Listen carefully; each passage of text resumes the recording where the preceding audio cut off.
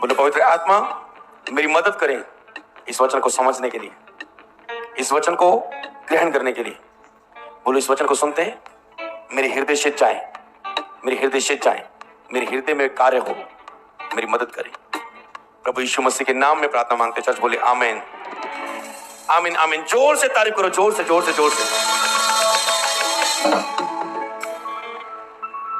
Hallelujah.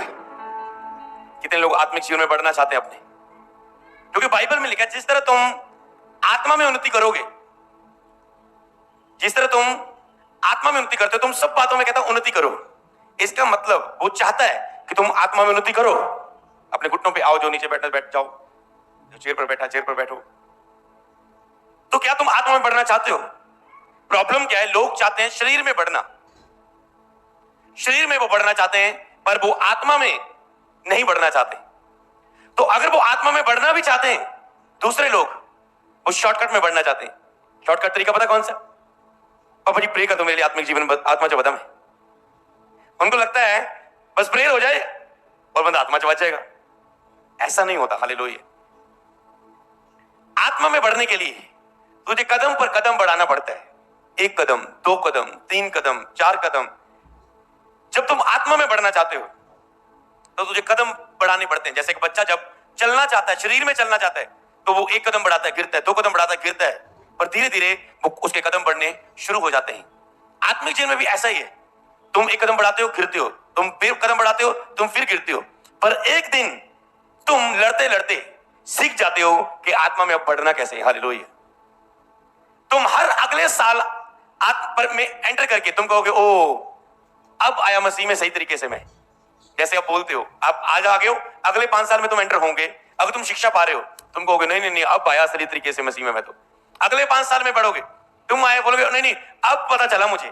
तुम revelation पर तुम जैसे जैसे तुम मसीह में बढ़ते जाते हो, आत्मिक जीवन में बढ़ते जाते हो, तुम एक बुद्धिमान समझदार मनुष्य बनते जाते हो। हालेलुया। तो इसीलिए आत्मा में बढ़ने के लिए क्या करना? आपको सीखना। हालेलुया। सीखना आपको कि ऐसा नहीं पास्टर जी प्रे कर दो जी आत्मा में बढ़ो। लोग ढूंढ रहे शॉर्टकट। इतना आसान नहीं है और इतना मुश्किल भी नहीं है आत्मा में बढ़ना। हालेलुया। इतना आसान भी नहीं है जितना तुम समझ रहे हो कि एक पास्टर का हाथ रखाएंगे और मैं आत्मा में बढ़ना शुरू हो जाऊंगा। जैसे कई लोग आते कभी मिले नहीं, जैसे जिनको अपॉइंटिंग के बारे में नहीं पता, अगर कोई मिले अभिषेक से, वो क्या कहता है? पहली बार मिले और क्या कहेंगे? और जी थाडा हाथ चाहिए बस, तो सानू मसा कर दो, असि भी यूज होंगे, हाथ रख दो बस, असि भी यूज होंगे। वो मसा के लिए लोग शॉर्टकट चाहते हैं। आत्मिक जीवन में बढ़ने के लिए लोग शॉर्टकट चाहते हैं, बस हाथ रखते कोई और बढ़ जाए। पवित्रता में खड़े होने के लिए शॉर्टकट चाहते हैं, बस कोई पास से हाथ रख दे और पवित्रता में खड़ा हो जाऊं। तुम खुद गिरे हो, तुम्हें खुद उठना है, कदम बढ़ाने हैं, किसी के हाथ का मत इंतजार करो। हालेलुया। और जो कुछ भी जल्दबाजी में मिलता है उसका रिजल्ट अच्छा नहीं होता इनमें हमेशा। और इसीलिए आपको आत्मिक जीवन में बढ़ने के लिए सबसे पहले आपको पता होना चाहिए कि आत्मिक जीवन में बढ़ना कैसे है।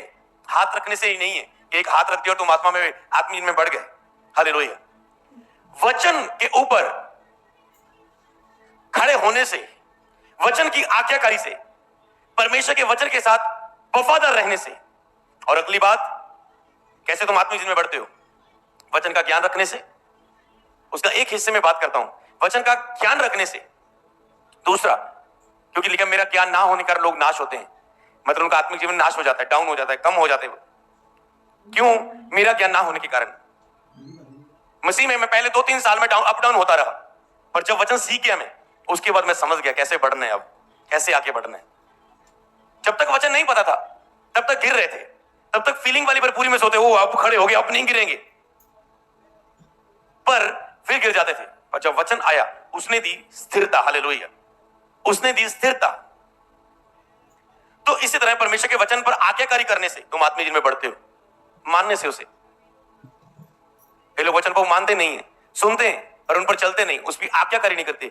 जितना तुम परमेश्वर की आज्ञाकारी करोगे, परमेश्वर क्या है? बाइबल में क्या? परमेश्वर आत्मा है, और जो कोई उसकी आराधना करे आत्मा और सच्चाई से उसकी आराधना करे। आत्मा और सच्चाई से आराधना करना क्या है?